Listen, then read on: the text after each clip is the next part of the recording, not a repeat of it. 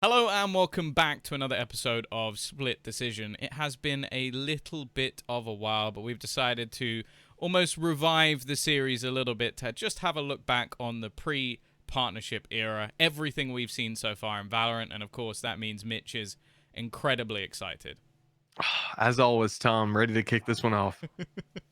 Well, I'm just going to dive in. I put some sort of topics for us to sort of lead the way through, just things that we almost enjoyed, and then later on, we're going to do the normal, try and trip each other up and mess with each other's heads. But to start with, best transfer. Now, this is pre-partnership. Obviously, everything that's just happened in the recent weeks, we're going to go into in the next episode. But Mitch, I want you to kick this off. Who was the best transfer before everything partnerships?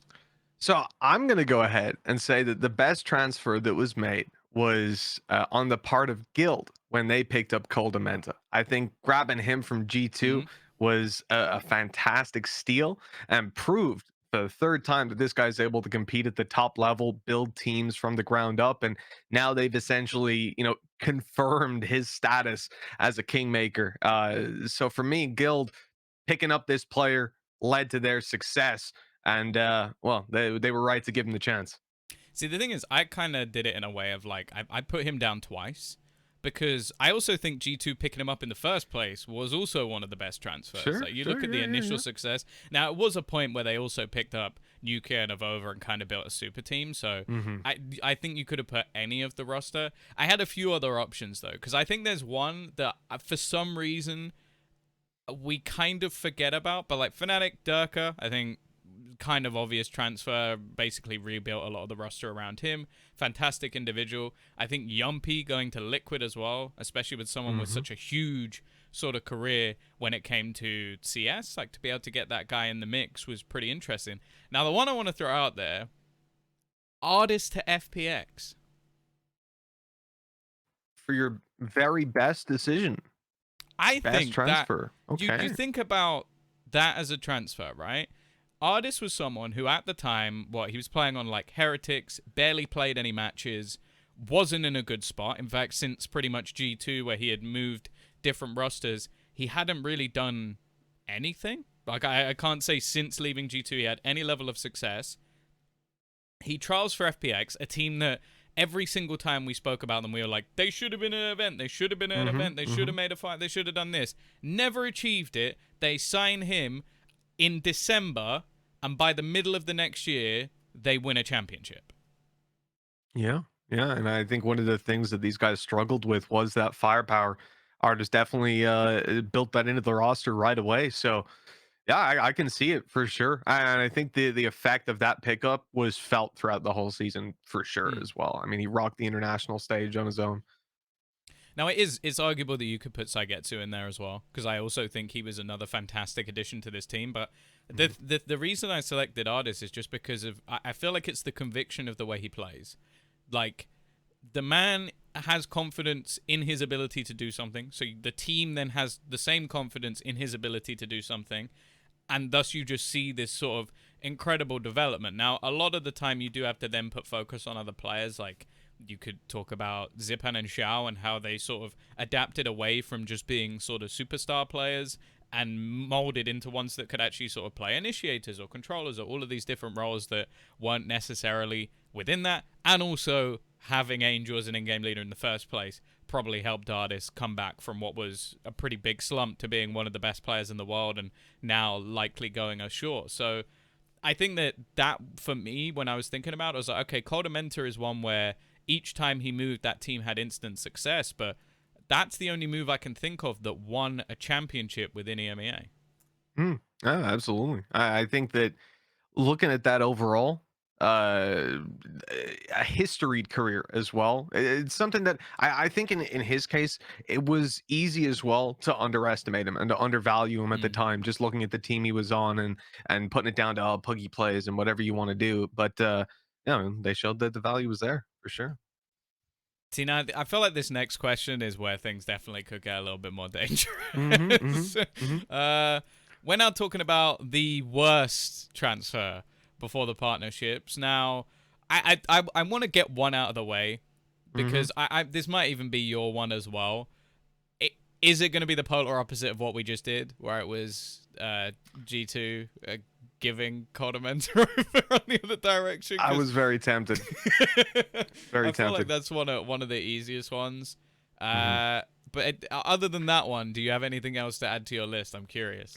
Yeah, I mean it's got to just be flat out. Look, nothing but respect for the players coming in, but at the end of the day, big boots being left by Fnatic, Enzo leaving out in that roster. So I think it's going to go down in history as possibly the worst decision that they've made. But you know, well, what can you say? They picked the guy up coming into a Masters event.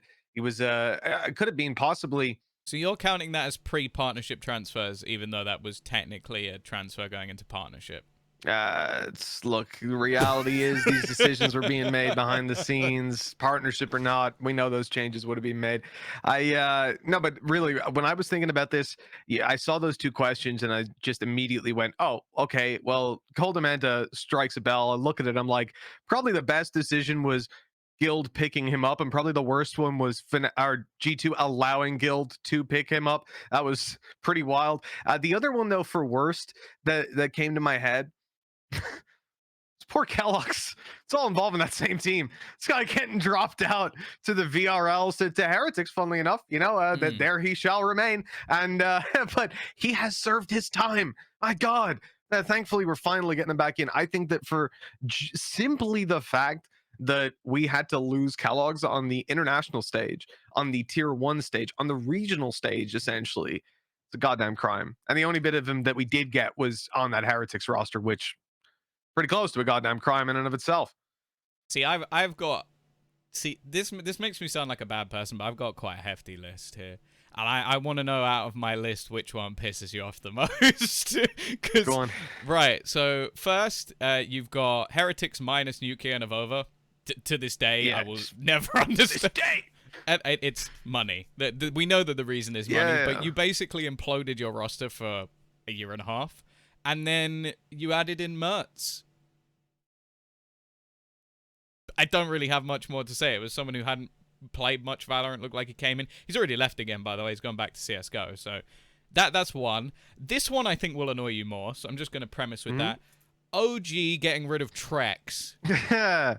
I mean, and Element. Either Element. one. Either Element or Trex. Element is, and I mean, I've got him on my list for a little bit later on. He's one of those guys that it breaks my fucking heart every time I hear his name, because I should be hearing his name every week, and I don't. He showed us that as such a young player, he was able to do so much, like fresh on the scene, dominating. Held in my mind, there's a place on Icebox named after him at this point. I can't shake it. Every time I look at it, I get flashbacks to him. So like, for me, you look at a roster and you think, I'm gonna drop this guy. It's like, I don't know what the decision making process was going in there, but it wasn't good. Whatever it was. So I'm still going to be curious at the end of this which one of these annoyed you the most. The next one's a good one as well. BDS minus Hoppy plus Happy. That was it. Well, mate, that was a chef's kiss. You don't know the crossover on my lists. Literally beside Element's name, I have Happy from BDS written. I was gonna make a joke about, well, obviously, Tom, I know you want Happy to make a comeback in this. You loved him on BDS. That's that's I'm there with you. I'm there with you on that. That was a strange one. He came in as a duelist as well. That was the thing that just it was like, we've got rid of our controller / initiator, and now Happy is gonna play duelist, and he was playing Phoenix on Bind. That was an Phoenix interesting time. He was so in meta back then. He was so in meta. And then the final one, which is actually, this one's more serious. The other ones were sort of like, I'm not even going to call them tier 1 teams, because a lot of them weren't at the time. I guess BDS at a time sort of were. Ascend minus Bone Cold. That to me is still just a wild transfer. Because I'll be honest, I understand the logic, just because every other member of that team was basically considered a superstar. Like, I think they got rid of Killers at the same time, but then what? You had Zeke, Starzo, and CNED, which I think as a core you couldn't get rid of. Like, Zeke was literally the MVP of the previous champion. CNED was widely considered the best player in the world for a long margin of time. And Starzo was right up there with them throughout all of it. So it was like, okay, this is not working. What do we do? must be the IGL's fault. But then they didn't replace him with an IGL. And it's like the players they brought in, Monster, Vac, both brilliant players in their own right, they didn't fit the role or the problem. And that team, as we can see from hindsight, which is a wonderful thing, completely imploded. Yeah, I think for roster decisions as well, we could probably throw like just honorable mentions to Vitality and OG. Nobody in particular, probably just the teams. I think they've done a wonderful job competing for this list over the last 2 years, but you know, they didn't quite make the cut this time. Vitality Who knows? going, I think we need another duelist. It's I like, think we we have guys- every duelist who's on the market at the moment.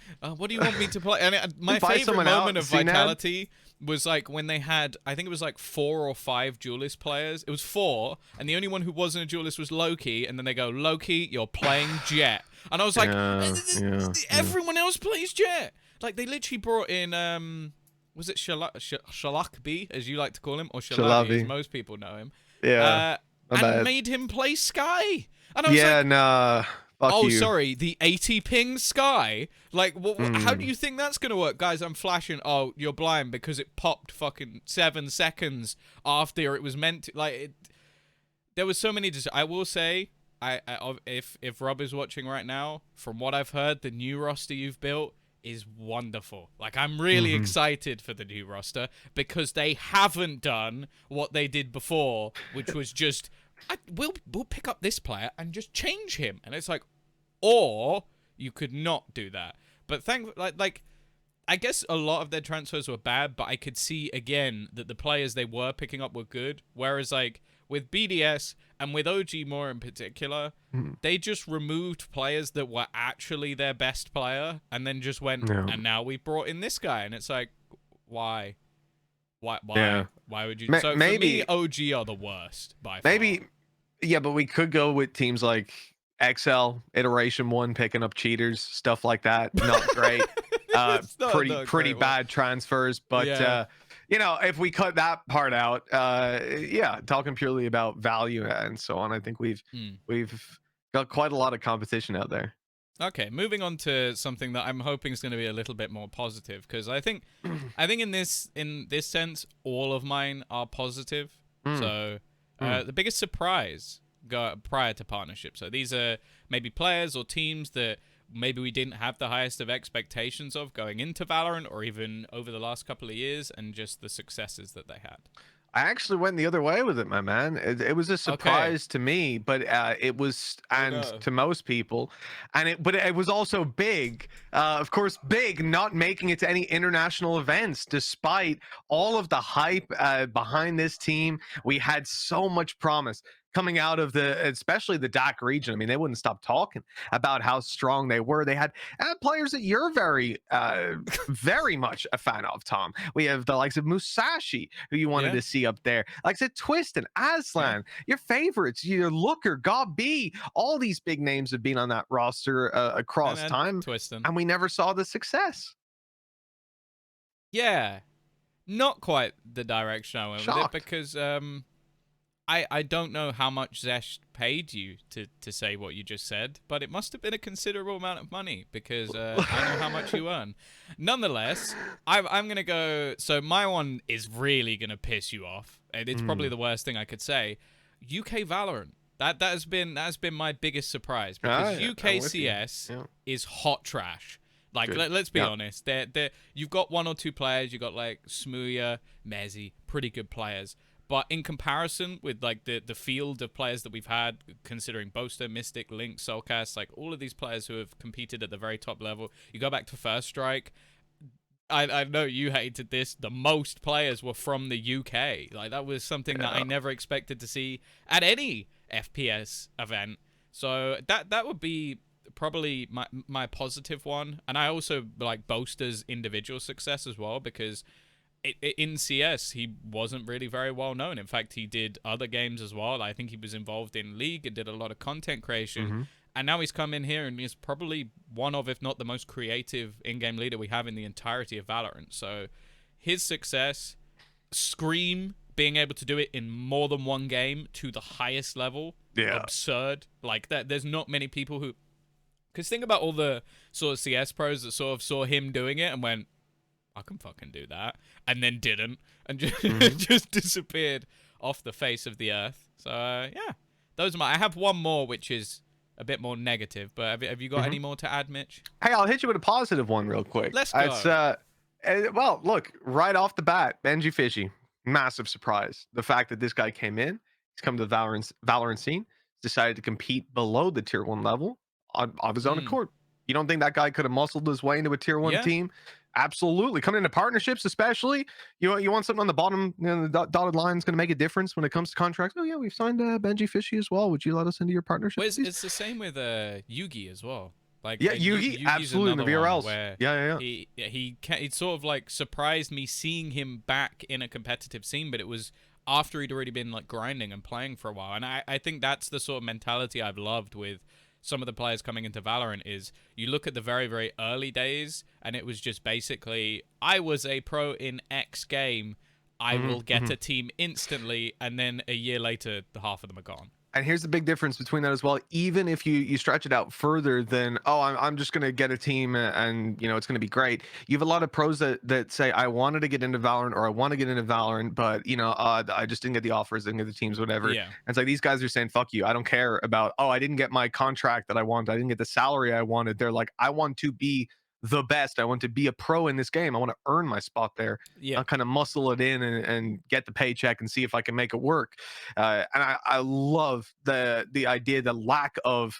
I mean, because at a certain point, it's not even ego. It's like from a business perspective, it would make sense. Like if you sit down with your I don't know, your parents, your business manager, and tell them, "Hey, I'm just gonna go to the tier 3 level and just see what happens. Try to make my way up." They'd be like, "Dude, what are you doing? No, go to G2." Oh, Yeah. yeah, we just saw the news. Go to Liquid. But you know what I mean? Like this guy and these guys showing that kind of mental. I love it, man. I love it. So that's been a big surprise for me. Now, Tom, please bring the mood down.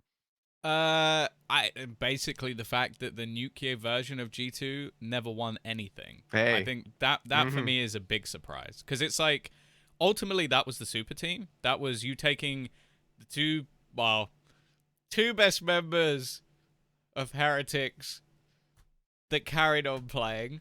I'm not gonna go any further than that. The third best member disappeared. We don't know what happened there. But obviously talking about Rubino, for anyone wondering. Yep. Okay, back on track. And yeah, just bringing in a top tier IGL. Oh god, what have I done? Hopefully no one's gonna clip that.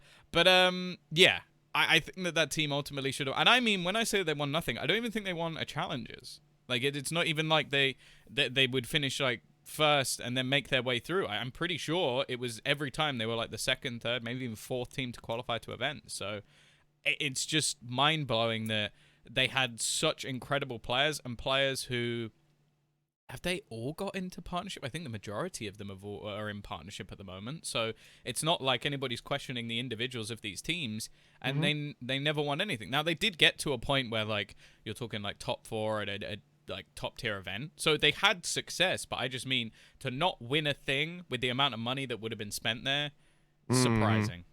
Yeah, you can't imagine that's a cheap roster. It's got to be again something when it comes to the bottom line for some of these teams, and the reason that they end up falling apart, and the reason that some of them end up so pressured to make these roster changes is there's expectations on them, and a lot of Yeah. it comes back to, is it reasonable to expect a team to win or to be top 2, top 3, top 4 in every single event? No, that's in this game currently. That is very tough to do. It's literally like 2 teams in the world that can do it.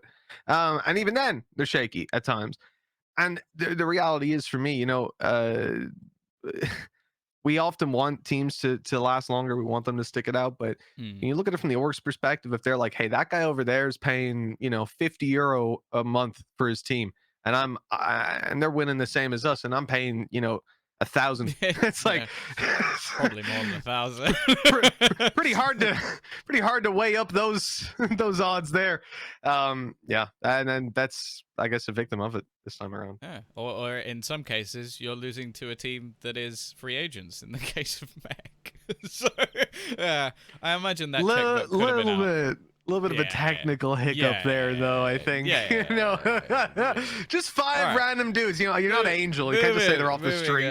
Moving swiftly on, we have got our young star of the future. Hmm. Now, I have a feeling there might be one name which is already on both of our lists, and I've already made a video on him, so I feel like we might just get Woot out the way. Hmm. 16-year-old Turkish player, incredible in some of the recent matches that we saw from him.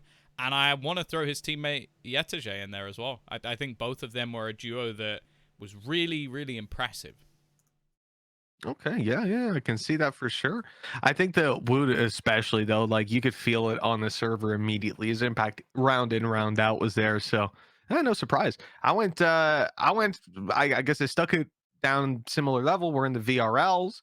We're Yeah. looking at Maniac, the Yep. Polish player. I mean, this guy was unbelievable when we were watching him. I think he was dominating both in the G Loot Clash that we were looking at, and then before that as well in the qualifiers. I was really enjoying watching him play. And what was it? We had him in Rebel Homeground as well. That's what it was. So VRL finals, Rebel Yeah. Homeground, and G Loot VRL was the Clash. main one. Yeah.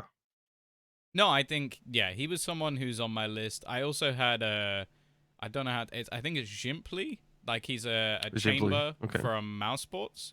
So I think he's Hungarian, and I've seen him a few times. Haven't had the chance to watch too much, but every match I've watched, man, is just absolutely ridiculous. Like individually, maybe not as young as someone like Woot, like he's 20 years old, but he's definitely someone I think that is gonna have that sort of growth over the next couple of years. And already being on a team like Mouse Sports, like I don't think Mouse Sports are going to mess around if they're sticking around for the VRLs. Like their goal is to qualify. Their goal is to make it to Ascension. So they're another couple. I think we saw Kix and Jusu recently as well, who both looked fantastic. I think that they're shoe-ins to make it into some sort of VRL team. And again, like we've already seen Jusu play at a pretty decent level. I think he'll make another comeback to get himself up to the top. Yeah. Well, speaking of comebacks, Tom, I mean that's the nicest little segue if ever I've heard one. Yeah, I'll let you start this one because I have a few people on my list of who we hope to make a comeback. I think that there's been a lot of players over the last like even just few months that have sort of dropped out of top teams, and I think it might be a little bit harsh that they won't or haven't ended up in partnership. Obviously, there's still some spots going, but like with for people who don't know, today is when we've seen a lot of the rosters being revealed, like Giants, Heretics, and Day of recording, not yeah, release. the day of the recording, and Gotcha. that's where we sort of think, okay, this is a bit of a surprise. Maybe they could have tried this person. So I'm curious, Mitch, who are you looking for a comeback? So obviously, this is where I was going to start out by going, yo, Tom, I know you weren't happy from BDS. You loved him back in the day. You were very happy to see him hopping Yeah. around the servers. You know what I'm doing? Yeah, right. And then I had Element, obviously, as an honorable mention, a dude that I really do hope we get to see a lot more of. But when I'm thinking about a player that I want to make that comeback, I know that you mentioned before we started recording this, you thought I was going to say Enzo. And to be honest, Tom, that really fucking pissed me off. Okay. You suggesting that Enzo needs to make a comeback? Oh, Where the that's fuck me has he saying gone? Okay, right. Has he never fallen left. off? Because I ain't seen it yet. All right, Okay. Tom, watch your goddamn mouth. I'm gonna say the guy I want to see a comeback from, back on those tier 1 teams, back on our screens, doing what he does best, and it's not the Phoenix, it's all the other shit. Batty G. I want to see this man back on the server because one of my biggest regrets in life is that I didn't get to work with this guy on a team. We trialed him, didn't pick him up. God damn it, I wish I went to bat for this guy. He's unbelievable. He's such a friendly guy. Puts in so much work, and he is damn good at the game. We saw him debuted as a Phoenix, running around with some really well coordinated plays from Ballista. This is going back nearly 2 years at this point, and he was playing fantastic. He was individually great. The reality was, we had one question, which is, what do you do when the A plan doesn't work? When they're ready for this 2 weeks from now, when teams have seen this and they're not going, oh shit, there's a Phoenix flash in showers. They're not panicking. They're going, oh yeah, they're doing the Phoenix flash thing. Yeah, they're coming out of showers. Yeah. And they have that protocol. And the answer was they lost. That's what happens when they came up against that. They didn't know what to do. They didn't have the depth. Batty G then went on to play on so many different teams. And even the stand-in ability on FPX was shown. I love the kid. There. He was nuts. He'll play anything. He is genuinely one of these players that I think you could put on any team. So long as he speaks the language, put him on any team, and he will be able to perform whatever the Mm. role is. I wouldn't put him out there as an IGL, but hell, if you were stuck for one, I think he would still do the job. In the moment. I love Batty G. I want to see him back. Who's yours, Tom? Well, so I had four. Baddie G Hmm. was one of them. So Of course, of course. we've got some Happy, common an ground element. there. We know.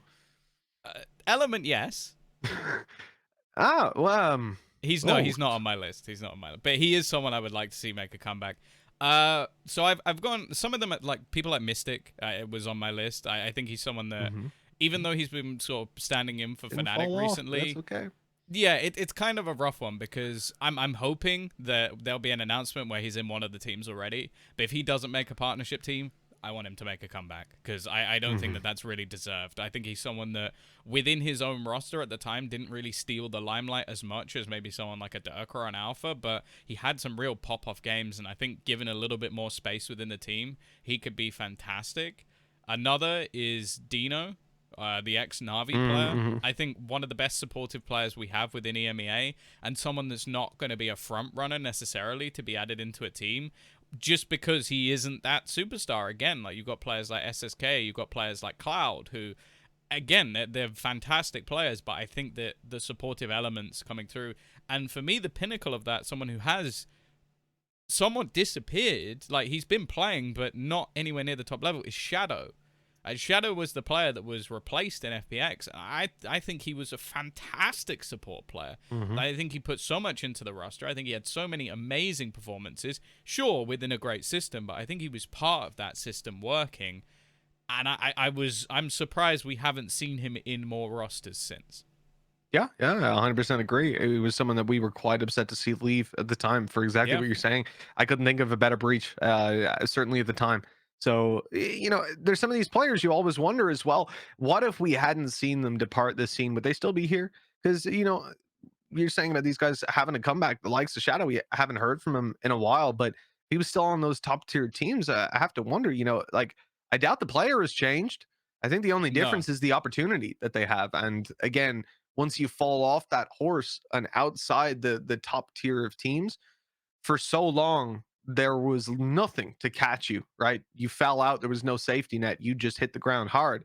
But now we're back in a state where teams can actually build a tier 2, build a tier 3 roster, push into these other leagues, and hopefully climb your way back up. And maybe there's a chance for someone like Shadow But coming in next year. that's the thing. He's not like, he was playing on Giants, obviously, before they've now today picked up the Yep. recent roster which they have. So again, it's not like he's been playing in like tier 7 or anything. And even if you look at Yeah. some of the recent performances that they had in like matches, for example, versus Koi, like, he's still putting up pretty insane numbers, like almost matching up to players like Fatinho while playing a much more supportive role and initiator. So I think he's someone that really, again, deserves to be at a higher level, and unfortunately I don't think that right opportunity has come just yet, but hopefully it will.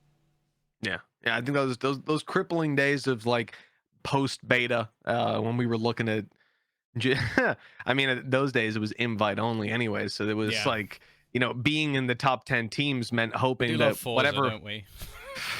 Fuck you, Forza, man. Honestly, between the CS decisions, keeping on cheaters, this, the roster that No, no, got no, no. invited to that We Play event They didn't was. keep him on. They Oh, moved they him hired to him. bring up the youth.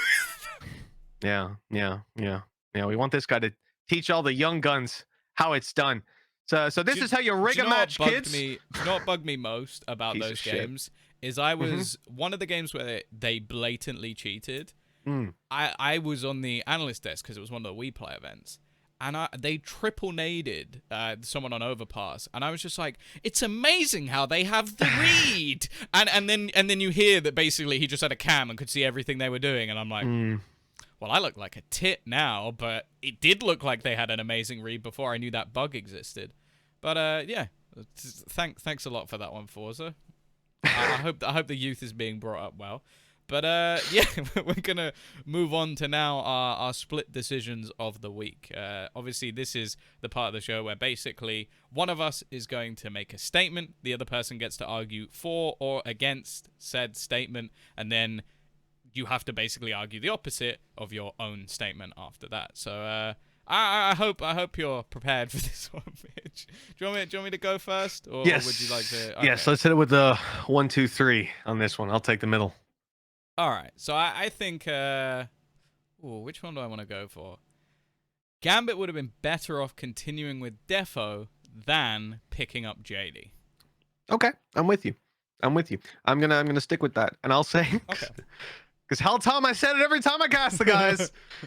I know Defo was great back in the good old days. I just ain't ever seen him hit that scrim level. I really haven't, and I think that there is a first of all, do we believe he can't hit that level anymore? Well, after quite a bit of runway to it, maybe the lack of performances definitely can start to ripple through. But the reality is, changing up a team that stuck together for so long, that had so much experience, I think the gamble there is that obviously this player isn't going to massively improve coming into this event. So bringing in someone else will give us that result instead. And well, I think I can say categorically that didn't work out. You didn't enjoy the Therefore, one map of Purpo? comfortable following. Yeah, I thought Purpo did great. That For was the the 15 harshest minutes bandit I saw ever. him, It was, what was it, map 5 of a series where they got I eliminated could because not he lost? believe Or was it. it map 4? But either way, that was the harshest thing I've ever seen anyone do. This is your moment to shine. I mean, that's like I feel like they had just watched.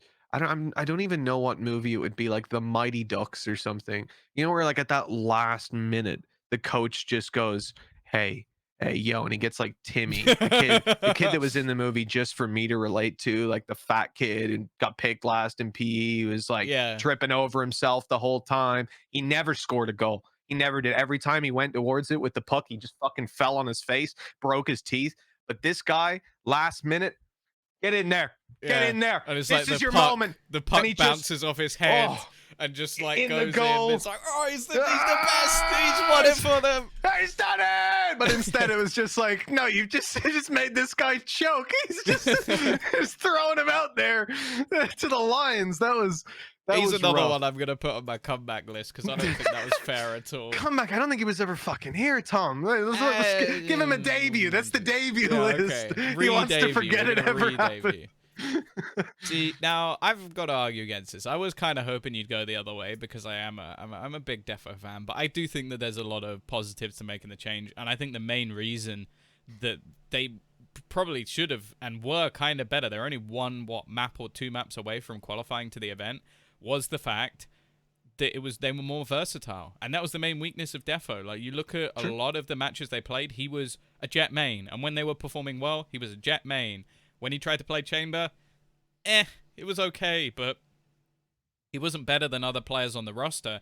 And the thing is, by him moving away from the roster and bringing in someone like JD who could play initiators, who could play multiple different roles, you got more flexibility out of players like Chronicle to be the star. And that, for me, does hold more value than actually having Defo as the star, because Chronicle out and out across the roles is a far better player. So I think that realistically, although there is that argument of like them sticking together, maybe they could have had that one final honeymoon period before everything sort of fell apart. If they were actually going to build this in a roster to be picked up as a 5, I think JD was the better option. Yeah, listen, I can stick with you on that one. I'd love to see someone like Artis put in there. You imagine that instead of JD? You know, because I think the thing is, if you took Defo out, put Artis in, taught Artis a different language, which I think he needs for most English-speaking teams anyway. So, you know, he is Latvian. Maybe he'll speak a little bit. Of, there we go. Hey, he's good. He's good to go. That's true, actually. So just speak to them in Latvian and see if they understand. It's probably the same, isn't it? That's what Tom's trying to get across to you right now. You heard it here first, but. Yeah, no, I would love to see that. I think the reality is for Defo, it was just he was a star player. He wasn't doing the star player role. And if you don't have the depth to then fall back to something else, team's going to get kind of pissed off going, well, if I was on the Jet, we might win this game. Yeah, you gotta earn your spots. Same as your Reynas, your Phoenixes, all this sort of stuff. You're playing it, you better be putting up the numbers. And with the exception of a Jet attack side, you know, always has its drawbacks to it. All right, Tom. What you got? What you got? I got one for you. This one, listen, it took a lot of brainstorming, Tom. It's not because it's good. It's just because of who I am. But here it is. CNED is an upgrade. Ooh, Mm. no.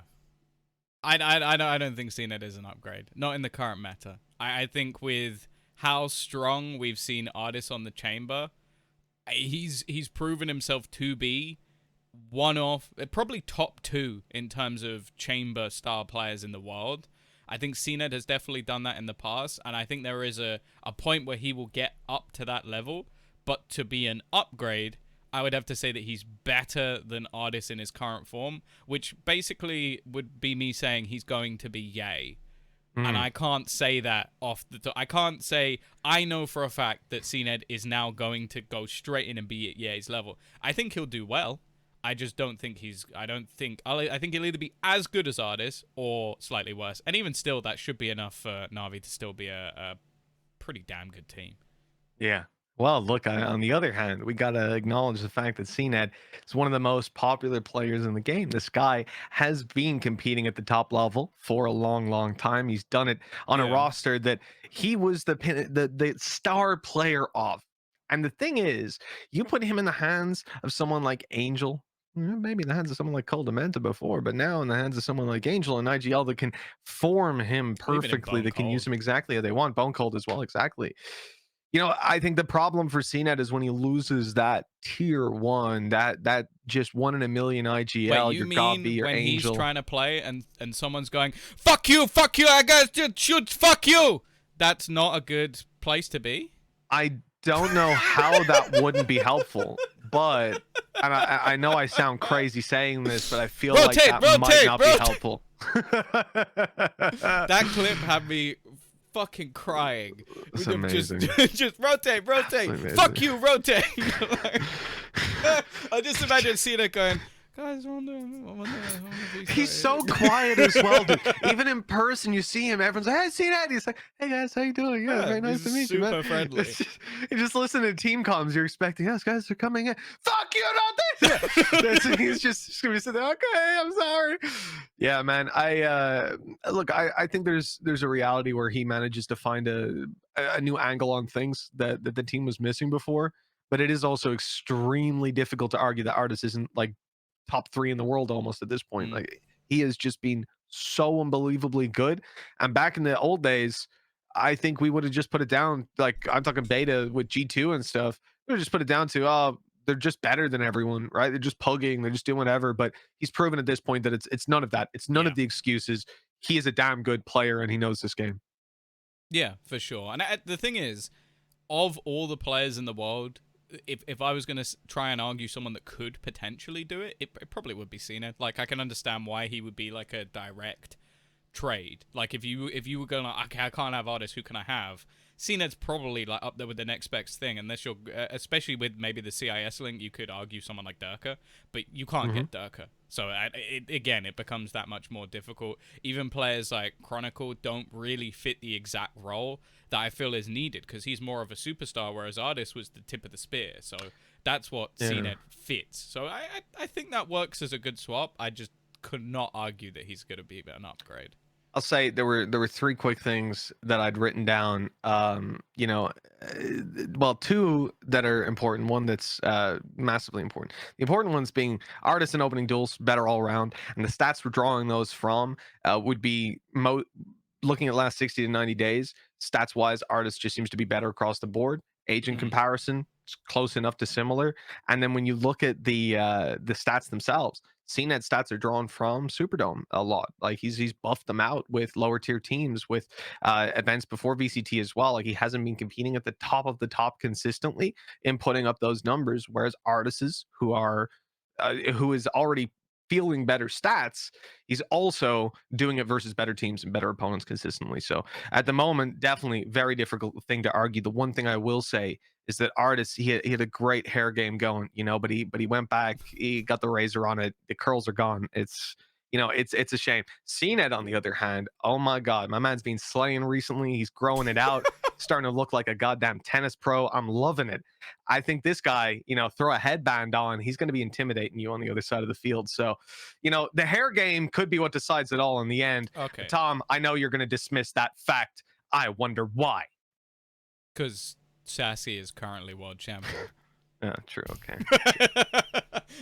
Can't argue against How that many one. ball people on the team, huh? Hmm. One is all they need. Either way, I've technically got two more, but they're kind of linked. So I'll just throw the last one in as a bonus. If the old Na'Vi roster had Angel in it, they would have comfortably made it to a LAN. Wow. Comfortably made it to a LAN. Comfortably. Now that is an interesting statement Mm. because I'm looking back at the games that these guys have played, and I don't know that I would argue that they would comfortably have cruised through. The only extremely irritating thing now is that the FPX and Navi pages are merged. Yeah, no, I looked at that on VLR earlier, and it's fucked. You just gotta So scroll I hope through, that I go hope game that's by gonna get game. fixed. But yeah, Yeah, it's the thing. It's always been there because they do it by team instead of by. Yeah, it's. I remember this. We had the same issue, and I think it was Liquid. Goddamn Liquid, when they swap things around. But yeah, look, it's a difficult enough one. I think Angel can. It's hard to really gauge the impact that that man can have on a team. Like putting him mm. into any roster could impact them exponentially So the question right off is, the rip. which way are you going? Like, what's with all the stalling? Come on. Well, the stalling is me trying to just gather up their games and find an exact example of why it wouldn't have worked. But then I'm kind of thinking Angel maybe he could make it work. I'm gonna say yes. I'm gonna say Angel would have made it work, Okay, and I think it's because he's one of the best IGLs in the world. If not, agreed. I think he could be the best IGL in the world. Controller, he's incredible. He's capable of playing an entry role in absolutely any agent in the game. He's crafted some of the best players and best rosters that we've seen in this game, and for the simple reason that if Angel accepted the deal to move to that team, if he accepted the move to that Navi roster, it would have won because for him to have believed in it in the first place means that it's a winning roster. Anyways, Tom, please tell me why you know better than Angel. Well, I think the reason is actually quite Hmm? because that's the thing. I had an argument either side. Basically, it took the right players for Angel to actually be able to win a championship. Like if you look at Okay. FPX themselves, they didn't even manage to qualify for the majority of events, even with a very solid roster. Like you look at players like Demasig, very good player. Shadow, we hyped up earlier in the day as a solid player, and then you still had Zipan and Shao. Like these are players that even with those incredible players that we now talk about Shao within like a top 5 player in the world, you're going to put Zipan in as one of the best duelists. It took the right roster for Angel to actually be able to do it because he needed every single role to be perfect. I don't think that would have been the case if he had that Na'Vi team. I think, although I think there's a much higher chance, I definitely don't think it would have been comfortable. That's why I put that word in, because I think it made it a little bit more difficult to answer the question. I think they could have qualified, but it's just whether or not he would have been able to mold Cloud into be as big a superstar as I think they would have needed. And maybe without Hmm. another change or two, I think it would have been difficult. I do think with players like Dino, though, like as that sort of supportive element, it could have been interesting. But from the man's words himself, some of the players on that team he found on the street. Mm. And so for him to win an event with them, or get to an event with them, I just don't think it would have been possible. Well, I mean, some of these guys like SSK from back in the day. I don't know. I fully Mm. believe we could have had a party with these But pirates and wasn't that was one of could the have went ones he wild. found on the street, right? And Dinks. Yeah. And Dinks just strolled up upon them between some garbage Yeah, cans. Angel's luck with FPS players is something else. yeah. He's lucky that you didn't live near him. So to sort of close, this For sort many of ties reasons. into everything. My last one was IGLs are more important than superstars.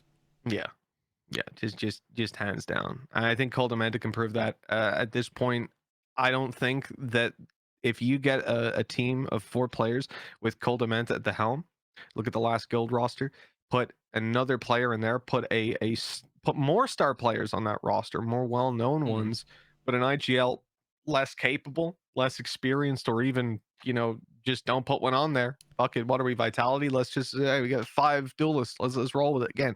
Joke about old Vitality, not new one. It's looking good, allegedly. Did they? Um, so yeah, I think that in this case, I can't argue for any one team having an a duelist who is categorically winning them rounds more than their strategy and how that strategy is unfolding. So your calls and your as I say, the the IGL. I think this one's always tough because it's most of the top teams have both. Like you look at, Mm, for example, like a Liquid not having a proper IGL, still basically managing to get to a semi-final of champions is probably one of the best examples you can give. Is that you don't necessarily need a fantastic IGL all the time, but you do need one of the best coaches in history to then sort of be able to thread the needle enough to actually do well. So I do think it can be argued both ways. At the same time, I feel like IGLs without superstars, it's not necessarily going to be enough. Like as Angel it makes another prime example is he needed the right pieces to be able to make the team work. I think it's the same with when you look at FNS. Before he had his superstar of Yay, the team didn't have a massive amount of success. So I think the tough thing with this one, and that's why I kind of left it as a bonus, is you need both. But if you are trying to do it just off superstars, I think that's going to be very difficult. And again, it's something I'm sure we're going to talk about in the coming weeks. But I do think there are some teams who have gone down the route of I will pick up 5 players and make one of them the IGL. And I am not feeling as confident about those teams as some of the top teams we have at the moment. yeah. I think 100% having it's difficult to say that it won't work in the future. Mm-hmm. I find it hard to draw the steadfast conclusion that like that I just did, but to hold that long term, that IGLs will always be more important and these sort of things because the game could change. Realistically, Yeah. right now, the reason I would say that is because of what we've seen in the past and how we look at these teams who, in their startups, we've had our concerns of, oh, these are the things they're missing. And a lot of the time, it's come down to being not too far away. I think Uh, yeah. Mhm. I think as well though the reason right now I think it's easier to go that way is because we've got more superstars and less IGLs. Exactly. But it's Like also so much easier to notice the superstars as well. yes, In any one game, in isolation, I think that like for you to be a consistent top tier team, with the exception of I'm going to say 2 teams in the world at any one point, everyone else is going to need to have the perfect balance, not yeah, one yeah. or the other. It has to be in the middle because like I want to see the team that's the best in the world be one that every game is a different guy on top of the scoreboard. Every game is close knit. It's not Mm. this guy's got 45 kills and who's got 20. You know, like who's next up. It's these sort of things are maybe it's inevitable though when you have Jet, when you have Chamber, when you have specific agents whose job it is to go do that dueling. Whereas in CS, you can have your star player, but shit, if you don't drop him an op, he's the same as everyone else, isn't he? Mm. Well, either way, it can be up for people to argue within the comments. There's going to be some EA stands, I'm sure, telling me that it doesn't matter what team he's on, he'll be the best player in the world. And we'll see. He's got a new IGL, obviously, coming through soon. There's plenty of other questions you can argue, though. Who do you think was the best and worst transfer? Who is the player you're most looking forward to in the future? Who do you want to see a comeback? And, of course, who is going to be, or who's going to be the surprise, I guess, of the future? Because we're going to talk about everything when it comes to the partnership teams. Once every single one of them's released, we're going to do another episode. So anything you want us to talk about regarding those teams, let us know. And of course, like, comment, subscribe, and ring the bell. Yeah, I'm a YouTuber now, and we'll see you again next time.